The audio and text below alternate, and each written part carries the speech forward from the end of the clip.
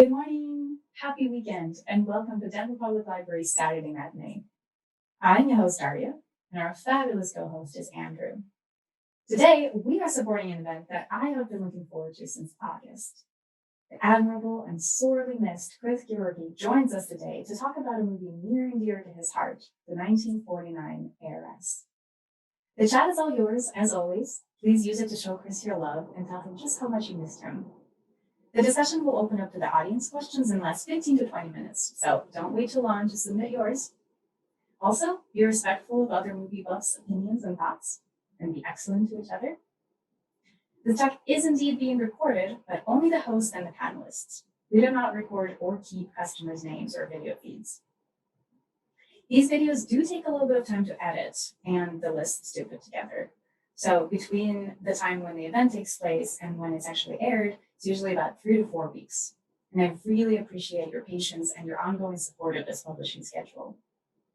The highly anticipated January 2nd talk with Ryan Johnson on Under the Skin have been posted to the library's YouTube channel yesterday, and the list have been sent out. And I want to take a moment here to express how grateful I am to Chris for his friendship and his warmth, and also for all of the incredible work that he's done with the library over the years, including this event right here. We would all quite literally not be here if it wasn't for Chris. I met Chris over 5 years ago now. It was literally my first day of work at the library. I was just getting off work, and some of my friends just happened to take me to an event that Chris had put together as a part of library's presence during Comic-Con. And it was the talk given by the incomparable Martin Olson and his daughter, Olivia Olson, who is my lifelong crush. And in the end, I got to talk to both of them. They were really lovely. They signed their book for me. And of course, I met and got to talk to Chris. It was the most wonderful evening and beginning of something really great. And I'm so thankful for that. So with that, now, in the chat and on your cam, please give the warmest welcome to our very special panel today, our favorite movie critic, Walter Chaw, and the beloved Chris Gyorgy. Hey, good morning. What a beautiful tribute to Chris. Well, I'm going to go along the same lines as that in a second. Yeah, welcome to this amazing movie and talk about this movie today. I can't tell you how much I love this film. I can't tell you how much I love this film. And I love the director, William Wyler, as well. So we begin today's talk in 1902 in Mulhausen, Germany, a small town where a little boy named Billy was being raised by a dry goods merchant. And he was a naughty little boy. He got kicked out of several schools. He was truant. He played pranks. He was, not a good student, I guess, in a traditional sense. His mother, to sort of waylay his behavior a little bit, tried to expose him to the finer things, to opera, and especially the theater. He studied music even for several months at the Paris Conservatory. He was going to, for his whole life, follow his father into the haberdashery business. He was going to sell ties, essentially, and he spent a year doing that, and it was really, really quite awful. He was in deep despair. He was about 18 years old at this point. So his mother, who had a very famous cousin named Carl Laemmle, who ran, Universal Studios, said, "Hey, Carl, you should meet my boy, William. Maybe you have something for him." And so he met Carl Laemmle, got on a boat for the first time, traveled across the ocean to New York, and started working as sort of a gaffer, a day person, a set builder, not designer. He did gopher work essentially, and he was terrible at it because as just like he was as a student, he didn't have a very good attention span. He spent a lot of time across the street at a bar shooting pool. He got fired. He got rehired. He got fired again. Being the nephew of Carl Laemmle only got you so far when he didn't show up for work, I guess. And then he said, "You know what? I'm going to be a director." And finally, he found something that he could dedicate himself to. He worked his way up a little bit. He directed a couple of silent films. His very first film as the lone director was something called The Crookbuster in 1925. It was a Western. He directed a dozen of these, two real Westerns, these really short Western programmers that usually occupied the second slot on a matinee. Riding for Love, The Two-Fister, Tenderfoot Courage, Galloping Justice, Desert Dust, all very fine titles. indeed.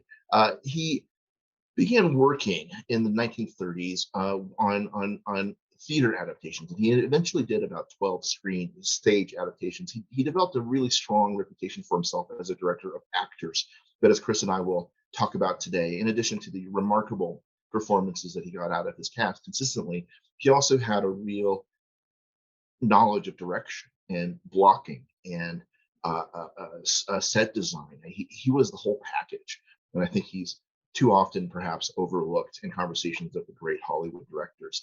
Chris and I will talk about who was the best director of staircases in the golden age. I may lean towards Hitchcock, but I think Chris is firmly in the Wyler camp. It's hard to make an argument against one or the other. He had an amazing string of hits. He directed Betty Davis in the first of several collaborations in front of and behind the camera with Jezebel in 1938. She thanked him during her acceptance speech for her career achievement Oscar, I think in 1977. Wyler was one of the people that she thanked specifically for teaching her how to act. Laurence Olivier, in fact, credited William Wyler after Wuthering Heights, their adaptation with Noel Oberon, for teaching Laurence Olivier how to act in front of a camera. Such was William Wyler's influence. He did Little Foxes, he did Memphis Belle, he did Ben-Hur. If you've recently watched, and I'm sorry if you have, the Netflix film Malcolm and Marie, Malcolm very angrily goes on a long screed in which he lists off a bunch of William Wyler films. He's right. People should remember William Wyler better than they do. The other person, three other people we'll talk about really briefly before I introduce Chris.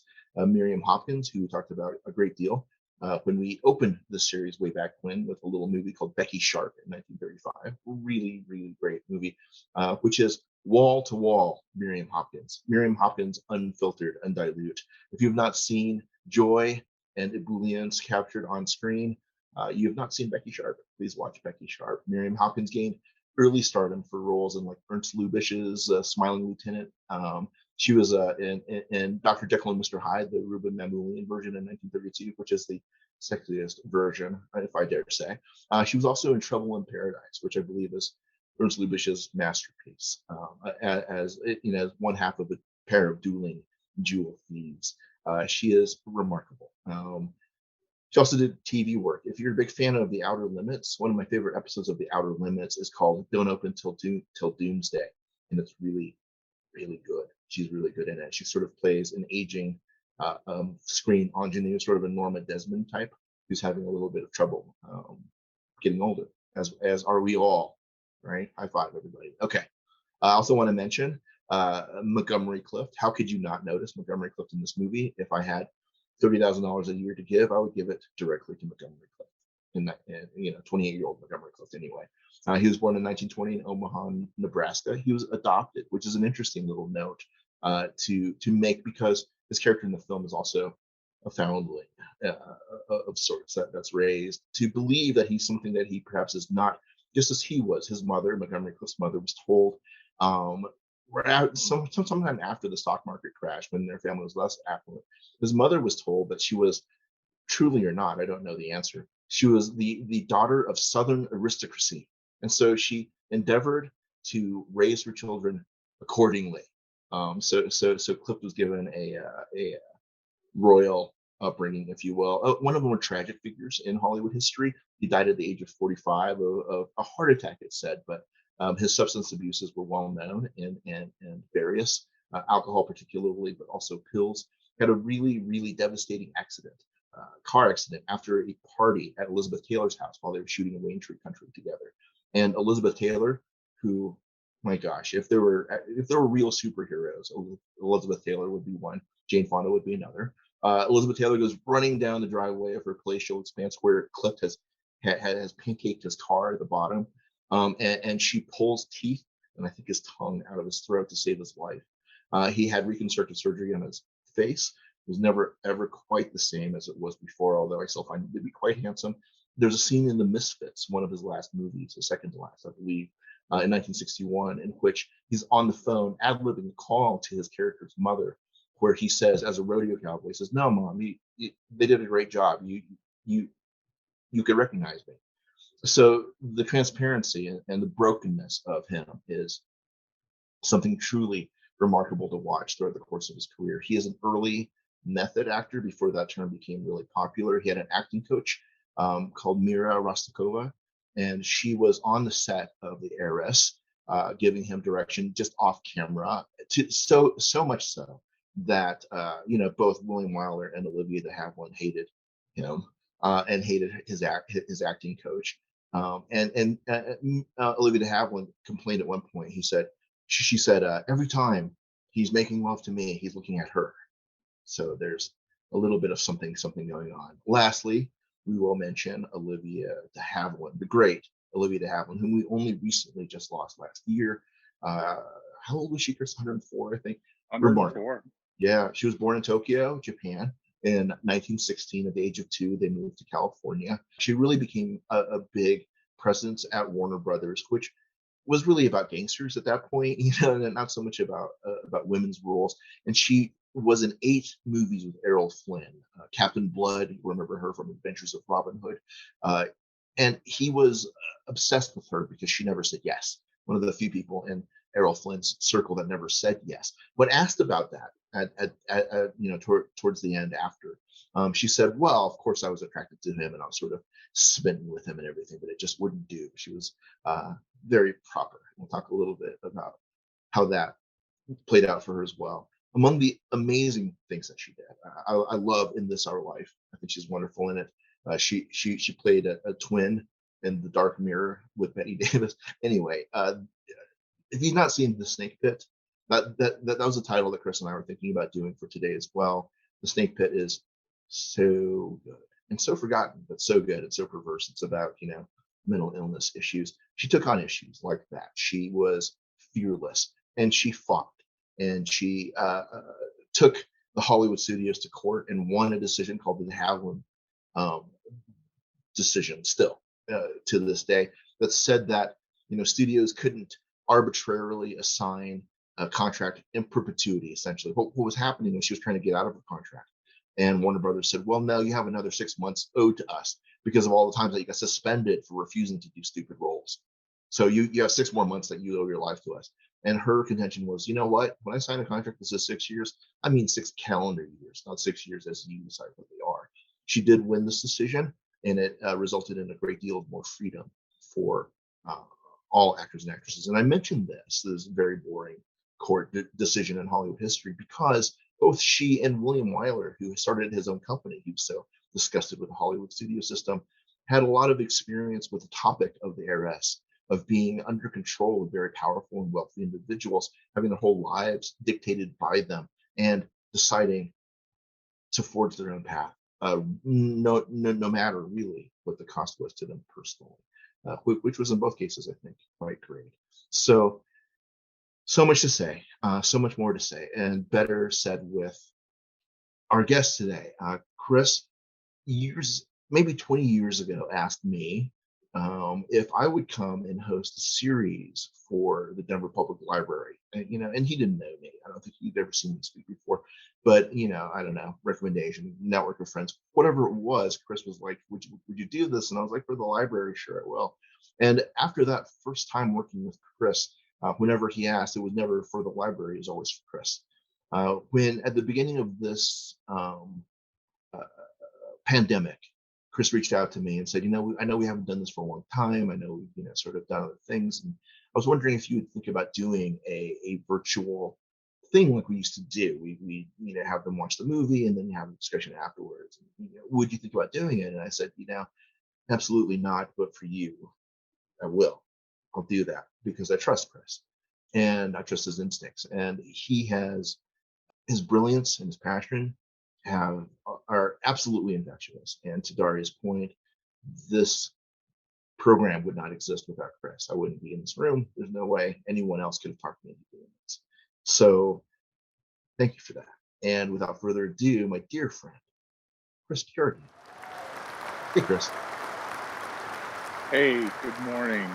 Thank you very much for that intro, Walter, and you too as well, Daria. It is really a pleasure to be here. For those of you who don't know, you see my name pop up at these meetings. I'm the guy who always asks, hey, hello from Wheat Ridge, where are you from? I ask that because I find it fascinating to see where people are tuning in from. And it's also wonderful for the library to see because they can see the transcripts. It's great for the library to see where everyone's hailing from. So if you haven't done that yet this morning, see, I'm always looking for plugs for the library. Put a note in that says where you're calling from. But that being said, I want to say big ups to Daria and Andrew for making this such a perfect and seamless and beautiful event. It has been for me, now that I am no longer at the library, it has been such a treat for me to come and visit my old friends on Saturdays and hang out. And the fact that it's all about movies is really, really incredible. And I will say about Walter that, before I started working with Walter, those many, many years ago, I was Chris Farley about movies. I would say, hey, remember that scene? That was pretty much the extent of what I would say about films. And I'm apologizing right now in case I do that today, because I kind of feel like Chris Farley about this film.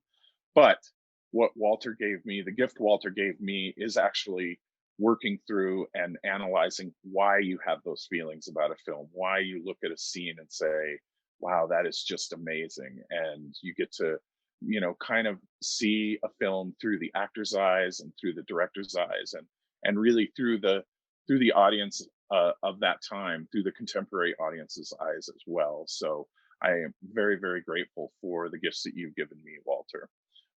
So I do want to say just one quick note before we dive in that we are one day out from Valentine's. I'm not a guy who spends a lot of time saying Happy Valentine's Day, but I do want to say that today because we are watching what I think is probably the quintessential Valentine from Hollywood. It is not a gushy, sweet, romantic film, but I believe that cynics, as Catherine is in this movie, cynics are thwarted romantics. And so it is a wonderful love letter to the pain of being in love. I love this movie so much. I love it so much because it's about experience. And I think that we've talked about that when we talked about Joan Crawford, especially that there are a stable of actresses, if you'll forgive the term, from this period of time that wore their experience proudly rather than try to disguise it in roles that were not honest or genuine. And this movie is, that Catherine, the Haviland character, is praised early on for her honesty, and that honesty and frankness, I think, is really what draws me to Catherine. I would die for Catherine. She's amazing, amazing in this movie, and I have a lot of hope for her at the end of it too. But let's talk about scenes. You talked about looking at movies as more than just boy, that was awesome. And I want to read a quote by the great French critic Andre Bazin. He was talking about William Wyler's work on Little Foxes, but it applies here too. He says it is upon these paradoxical premises, so the shooting stage play, that Wyler has built one of the most purely cinematic works ever. And so far as Wyler's never attempted to hide the novelistic or theatrical nature of most of his scripts, he has made all the more apparent the cinematic phenomenon in its utmost purity. So let's talk about how he makes essentially a stage play in a single set, really, how he makes it this lavish, epic movie. I have to say, the first time I watched this film, I had a much more visceral and not so this years and years ago, not so kind of picking it apart and looking at every little thing. And now I have become fascinated with the set that Wyler has created, or in collaboration with other creatives has created, and it becomes for me almost like I don't know, a mousetrap that Catherine cannot get out of. And it's opulent and elegant. And, part of you, I react to it just like Montgomery Clift. Well, who wouldn't want to be here? But, as the movie goes on, as you watch Catherine, her romance with Clift become messier and messier, the house becomes kind of menacing for me. It's just, as I mentioned earlier, there's so many shots where Wyler has chosen to shoot over the top of a piece of furniture. It's so claustrophobic, and there's there's a moment where Arnim says, I will spray lavender on your lingerie. That I can smell the smells in that house. I can see it. I think it's cloying. I think that there's this heavy smell in there. It makes me want to now oftentimes run outside. And there are so many moments in this movie where typically it would shift to an outdoor space. Yeah, we're not given that gift in this film. Very, very rarely are you given the gift of an outdoor scene. Well, I mean, I think the key outdoor scene is at night when they're plotting their elopement, right? And Wyler frames it in long shot. He also frames it in shadow and silhouette and underneath an arch. So even outside, there's this sort of oppressed interiority about it. You Right. described it to me once, and I love this visual image as a chambered nautilus. And you spoke about trying to map out the set, like just draw it out, like where does this room lead to this room, lead to this room? How does that work? Like a floor plan, right? But I think it's impossible, maybe, because I don't believe that there's a floor plan for this house. I feel like it's almost an expressionistic Right. space where the rooms are being created according to the scene, and there's a nightmare quality to that, right? You walk from one room into a completely different room in a different country, perhaps, or different, Yeah. certainly different emotional state. It feels to me, as an example of when they come back from their trip to Europe, and Dr. Sloper walks into the drawing room. When she follows him in there, it's this really masculine room that is, I think, perhaps a room away from the very feminine front parlor where Catherine does her needlepoint. And but the camera doesn't explain that. Wyler doesn't take pains to explain that. And when she follows him in, all of a sudden she's in this kind of dark room, a place where gentlemen would hang out and drink and smoke cigars. But our knowledge of walking through those double doors right at the front of the house takes you into the very pale, beautiful parlor where Catherine sits. And so it kind of puts you off your balance when you see scenes like that. And it really made me start to, in my head, try and map out what the house looked like. And you really can't. You kind of get lost. It's as though the house presents the room that character needs.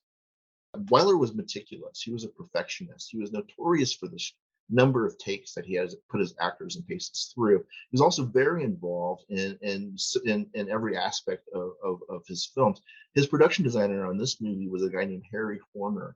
So sort of a legendary set designer who had multiple talents. He was also a great composer. His son, James Horner, you may recognize the name, has scored over 100 films in modernity. He died tragically in a single plane a plane that he was piloting accident in 2015. But his son James Horner did the score for like Titanic and Braveheart. But Harry Horner on Broadway, he designed the two concentric turntable thing effect that you would have seen in Les Mis when there's the running and then the scenes go the other direction. She's running in this direction. That's an invention of this production designers, Harry Horner's. And so when we talk about these expressionistic interiors, it's by design. It's not by sort of we're careless or something, or this is a happy accident. This is all sort of constructed in its way, and I think it speaks to Bazin's talking about William Wyler as a purely cinematic filmmaker, despite the literary nature of his movies. He really understands the impact, even if we don't always understand it right away, of having these environments as mysterious environments, as phantasmagorical almost. Absolutely. And the characters or the actors use that to great benefit. They obviously have been coached to use the space well. An amazing shot when the doctor comes into that front feminine parlor, and then he walks all the way back to what we assume is his office space. I think that's where the piano is. But the shot that they do, I believe Catherine, it's shot through the mirror, and Catherine's looking into the mirror, and it looks like a football field distance. It's so far away. So everything is used to great benefit for the character's action. And it is, I think, in many ways feels like a stage play, because we're trapped in the house with Catherine and the doctor. And I so many directions I want to go here, but let's talk a little bit about the performances too. Start with Montgomery Clift, who clearly has a different style. I think in this film from everyone, and remember, we're just a couple of ways for a couple of years away from a Streetcar Named Desire, when Brando comes out in his wife beater and changes the world in that moment. But here we already get the hints, and we have even more hints of a sea change happening in Hollywood around this period. Not only in sort of a beginning of an emancipation for talent before the camera talent, but we see it in these styles that are at war with each other. The other example in the film is Miriam Hopkins, who really represents a different era in film, that both de Havilland to a lesser degree and Clift to an obvious degree represent. Talk to me a little bit about Montgomery Clift's performance here and how it changes the character from the book, from the Henry James. Well, in the novel, in the source material, his character is definitely a gold digger. He is definitely. I mean, it's revealed slowly, but in the end, he actually says stuff to Aunt Penniman, the Miriam Hopkins character, where it is very obvious what he's after. She says something like, "But of course you love Catherine," and his reaction is, "Yeah." He's just very much like, "Yeah, that too."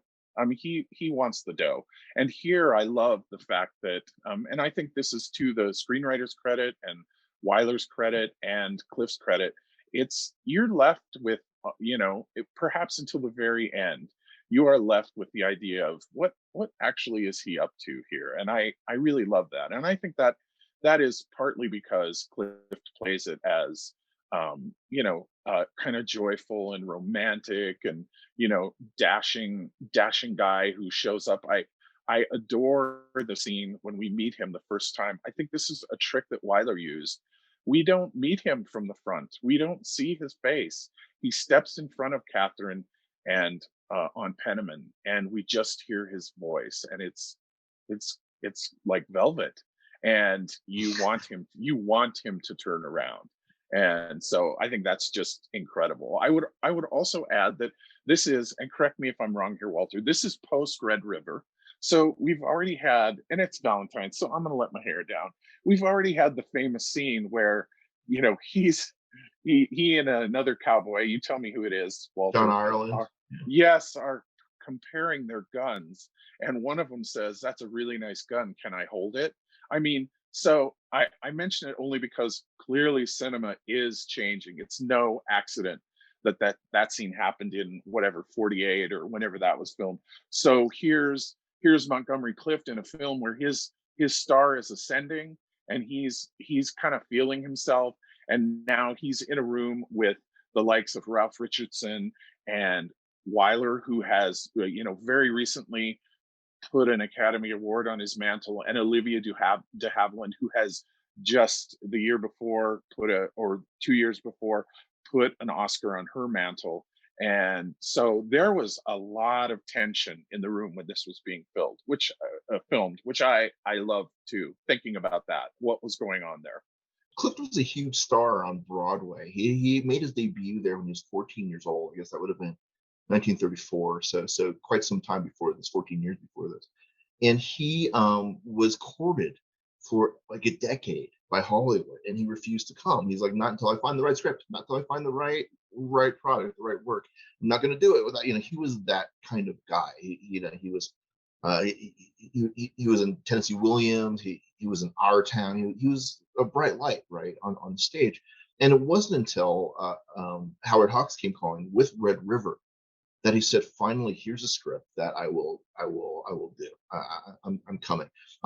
There, a movie called The Search by Fred Zinnemann was actually released first, because there was a two-year long post-production period for Red River. It was actually shot before, well before The Search. But The Search came out first. But Red River, to your point, was the movie that really got him a lot of attention. Not the least for which was John Wayne. And I think it was that movie that John Ford saw John Wayne in and said, "I never knew the big bastard could act."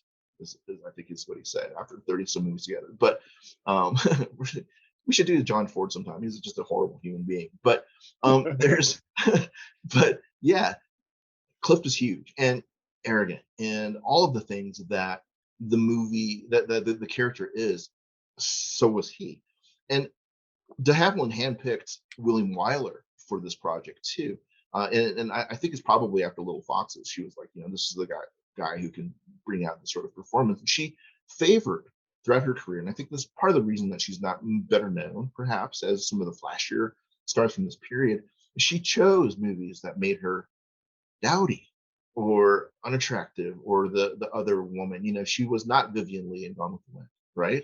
She was the other Yeah, one. and I will say that she is absolutely a beautiful woman. And I said to you earlier this morning in text, Walter, when we were sending notes back and forth, I said, you want to make Olivia de Havilland less attractive, cast her against Montgomery Clift. I mean, it's kind of hard to compete. And obviously, pains have been made to give her kind of an ungroomed brow. She's got kind of a Frida Kahlo look throughout the film, but she's a good-looking woman. And here's what I always think too when I watch this is, what must it have been like for Olivia de Havilland to go through life with Joan Fontaine as her sister? Fontaine is like, she's like a Greek sculpture and just incredible looking. And I suspect that there's a little bit of rivalry there because of that. Olivia de Havilland had had the Oscars on the mantle,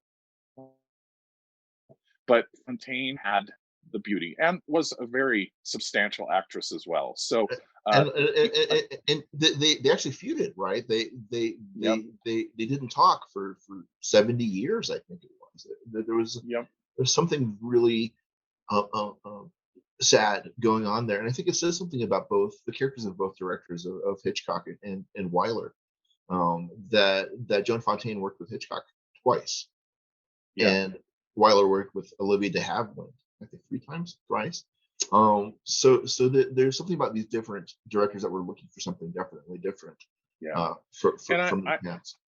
I love the anecdote that she had seen the film on Broadway and she wanted it for herself. And she went to Wyler and said, I need you to go see this play and I want to have the film. And, she was, had found herself in a position of greater power as a woman in Hollywood, but she still needed the men to come, to kind of come to the rescue and make that film happen. But she really was the impetus for that film coming into the hands of William Wyler and being in it. She was holding the reins, so to speak, on that. And she probably regretted that decision during that scene after the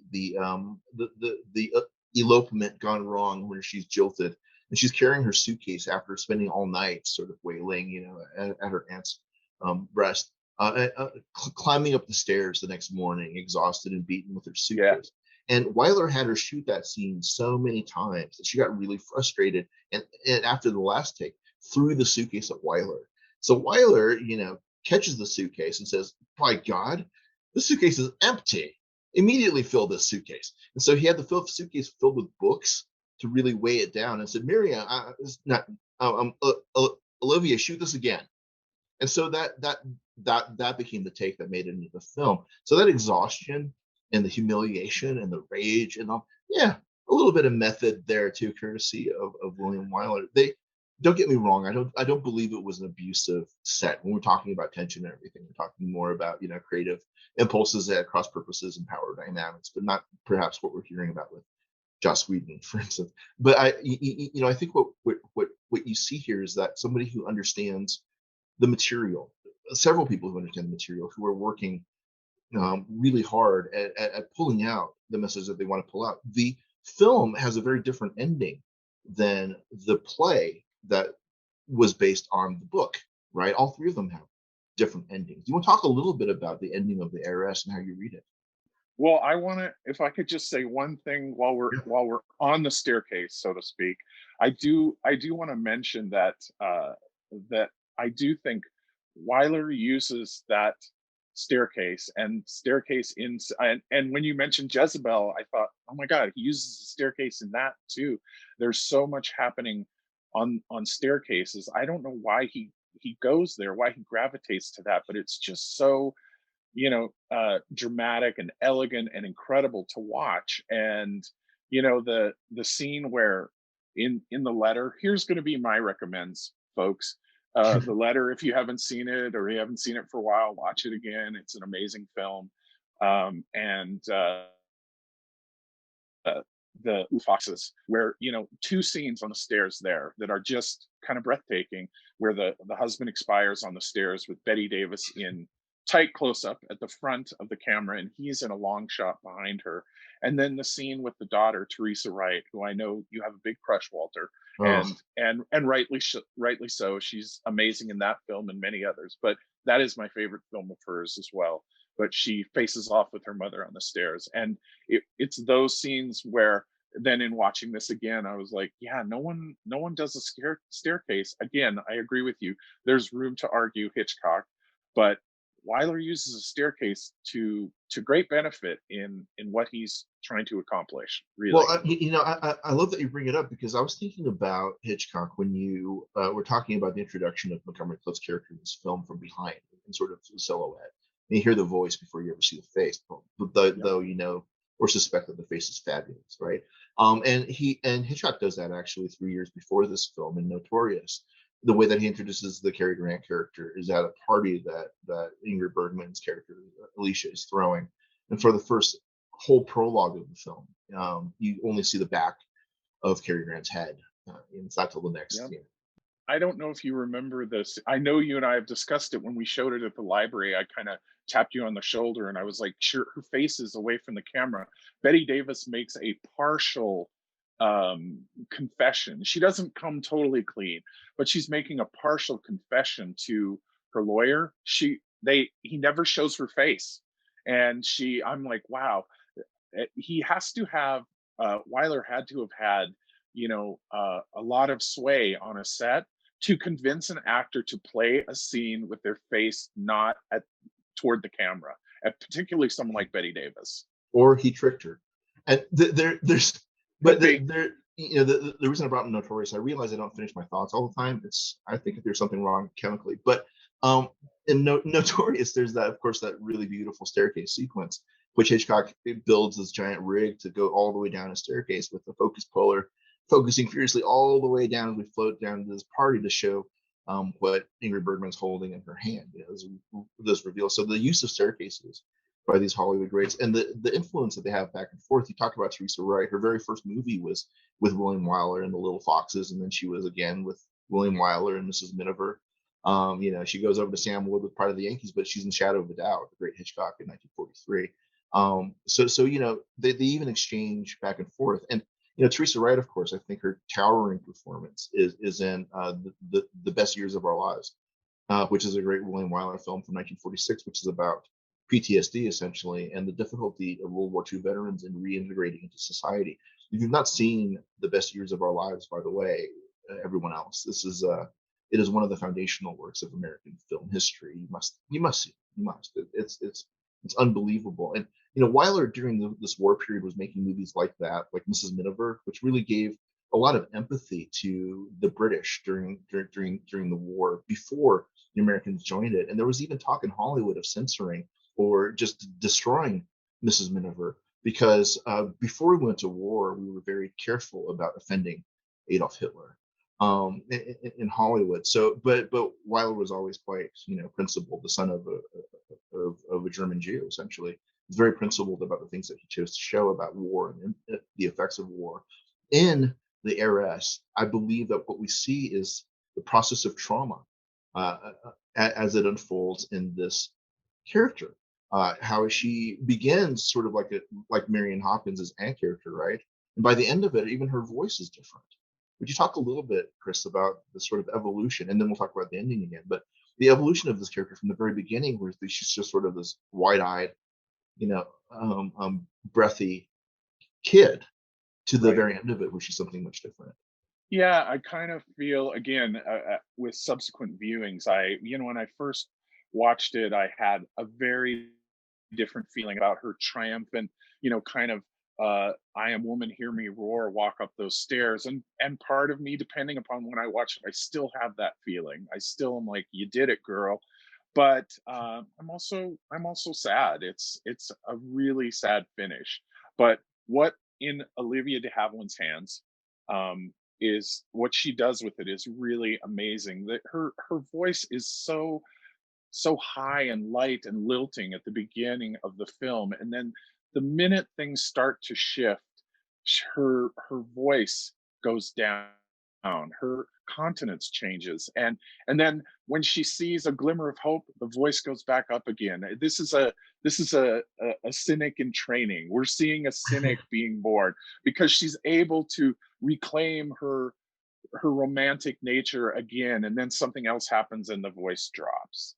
And it's just fascinating to watch her do that. And by the end of the film, she's I think we meet the Catherine Sloper who is going to make the rest of the journey, and all of that is gone. I do love the moment where Miriam Hopkins says, "I had a little surprise today," and her voice, if you listen to it, her voice goes up a little bit. She says, "Well, I love a surprise." And by the way, I don't know the play, but that is taken directly from the source material from the book. She says, "Oh, I love a surprise." So there's still something there of the young girl. She's still trying to have a joyful life, despite the fact that Montgomery Clift will just not go away. But again, in Olivia de Havilland's hands, just a masterclass, just incredible. Yeah, I'm really taken by the wisdom of this film. Like you mentioned at the outset about Valentine's Day, and I think we've talked throughout the course of this series a lot about, especially in Umbrellas of Cherbourg, about the real nature of happy endings and romantic happy endings, and how, the ending of Pretty Woman is maybe not as happy as you would like to think it is. And the ending of Umbrellas of Cherbourg is probably happier than you believe that it is. And I believe the same thing about the Heiress. I have the same feeling like, look, this is a woman who has been sorely betrayed by her father, sorely betrayed by her circumstance, sorely betrayed by, e- e- even the sort of obscene, tragedy of her mother dying in childbirth, and her, being compared unfavorably by her father. She's been betrayed by so many things, but by her suitor, by her wealth. She's been betrayed over and over again, and yet there are these moments that de Havilland infuses this character with senses of hope, even up to the very last shot of the film, of hers, where she smiles. And I was saying before we came on, I was reminded of the end of Suspiria, of all things, when when Susie smiles as the witch dance house burns down. At this moment, she understands truly her power, and also perhaps understands what happiness could be for her. And it isn't the things that have been promised by the aunt. It's like, oh, honey, and all of the stuff that society wants to give her, but a very Henry Jamesian sort of idea that the world is changing and things are different, and the ways that we find ourselves and identify ourselves, um, changes with it. And you can survive if you choose to metamorphosize rather than just sort of go out with the dinosaurs, right? Well, a lot of mixed metaphors there. I apologize, but I love her performance in this Yeah. because it gives it that wisdom. I would just capitalize on what you say in that this film, and not all films are like this for me, but this is definitely one that I have a different reaction depending upon where I am in my life and what's going on with me. It's like looking at a great work of art. And there are times when the moment when she says, "Bolt the door, Mariah," makes me really, yeah, yeah, that's awesome. And there are other times when she says, "Bolt the door, Maria," where I'm like, she's pulling the tomb, she's rolling the stone across the front of the tomb, and that it just feels really, really brutal. And I will tell you that in honor of Valentine's, I chose to lean into the idea that she has finished the last needlepoint. I think that's significant that she says, "I will never do another." That's not, that's and P.S. in the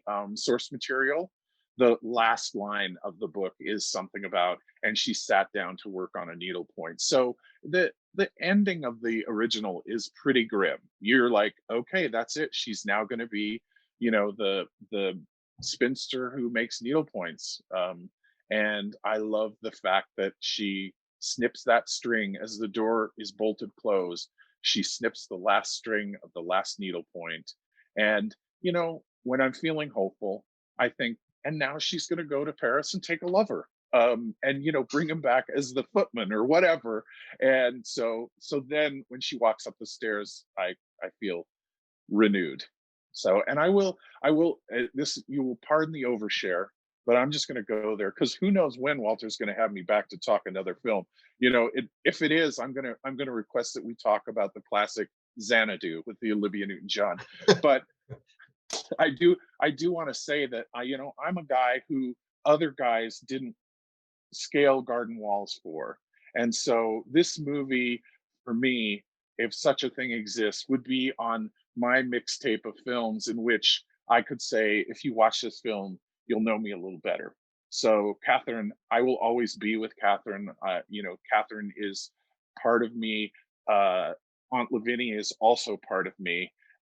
So it's just it's everything that a film can be, and it always offers up something different, which I adore.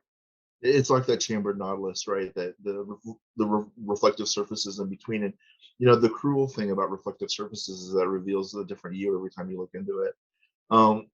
By saying though that you want to do Xanadu, you've guaranteed an invitation back. I love Olivia Newton-John. She was my first object choice. I think Dolly Parton was my first object choice.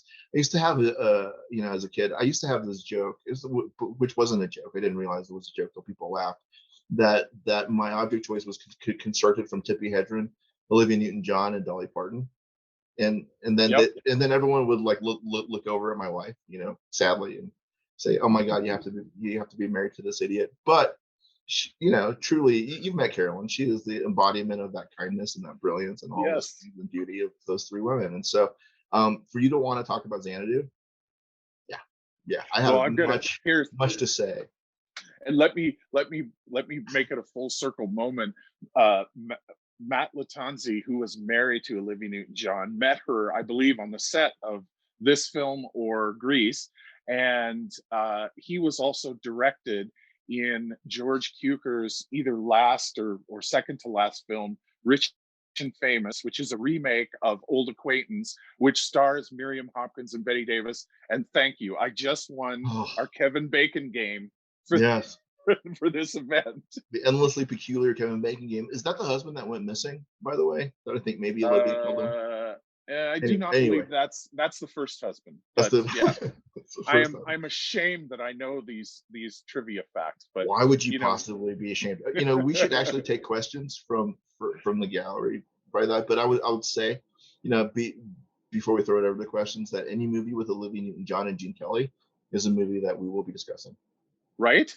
Yes, agreed. It's a promise. All right, Daria, what do we got for questions for Chris? Talk to us, guys, about Washington Square, the 1990s take on the story. Didn't love it.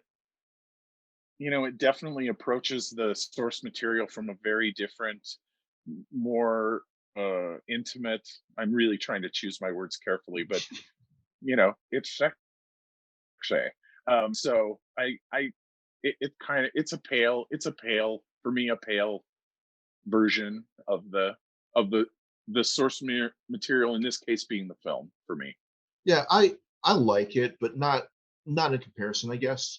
But I do like it just because Jennifer Jason Leigh is one of my favorite actors of all time, and I love Albert Finney as well, although I don't believe that Albert Finney holds a candle in that role as Dr. Sloper to Ralph Richardson in Heiress. I find that each of the castings perhaps is less than so the comparison is not good. As a straight adaptation, I think it's good. I think it's maybe a little bit ironically louder in its emotions than the Heiress, which has very loud emotions, don't get me wrong, but there's a literalness about Washington Square that I find to be sort of reductive in a way that the Heiress is not. Like there's that scene where I think she's running after a carriage.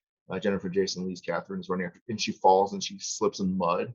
She's rolling around on the ground and screaming, I think. And it's like there's not, and in the Heiress, that's just her sitting quietly with her aunt as time passes and the camera pulls away from them, and showing them Right. sort of trapped in this place without hope for rescue from a dashing prince. Which there's all these things that I want to lard onto meaning into the heiress that is sort of just given as exposition, literal exposition in Washington Square. It's directed by Ignacia Holland, a director who I admire, I think, more often than I like. And for those reasons, I think that she can be a little bit, forgive me, obvious about her interpretations about it, whereas Wyler and de Havilland and the entire team here for the heiress seems to trust the audience a little bit more.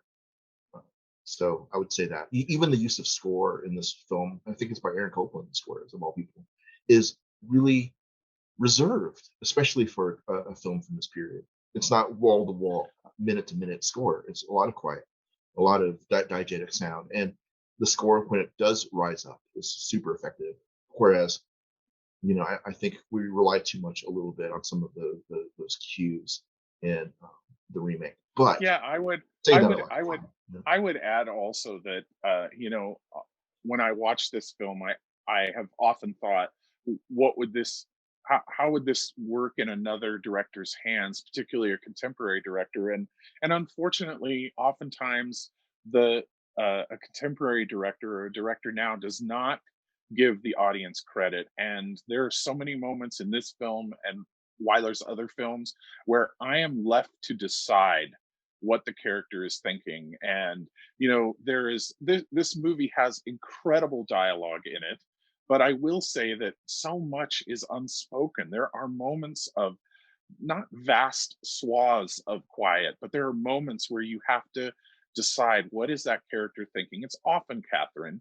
The camera closes in on her and there's no words. We just have to try and figure out what she's saying. And I love that Wyler leaves that to us to try and guess. And oftentimes in a modern remake, uh, it's everything's laid out. Everything is given to us. Not always. There are ones that are excitingly vague, but this movie leaves so many things, which is why I have a different experience every time I see it, because I get to make a decision about what the intention is.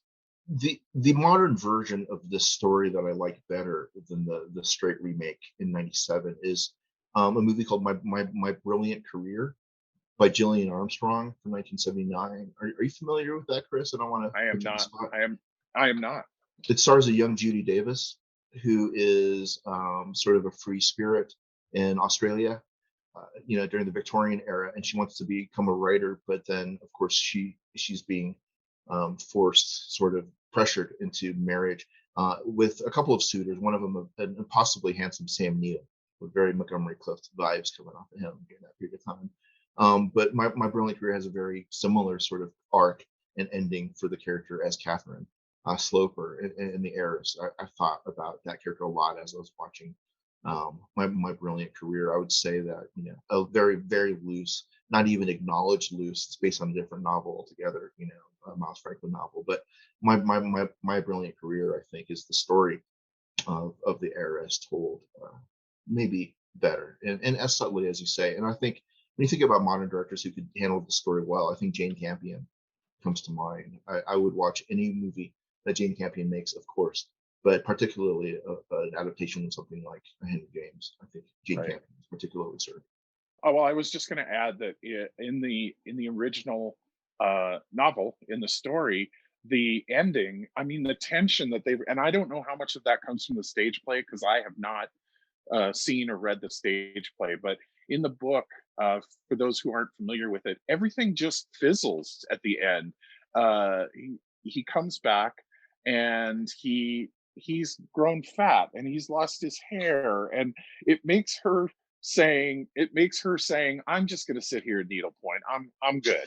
You can toddle along. It kind of just runs out of air, Yeah. and it's not an unsatisfying finish, but it is not what was done to this film. And perhaps, as I said, the stage play, I'm not exactly sure how it ends, but they definitely capitalized on the tension.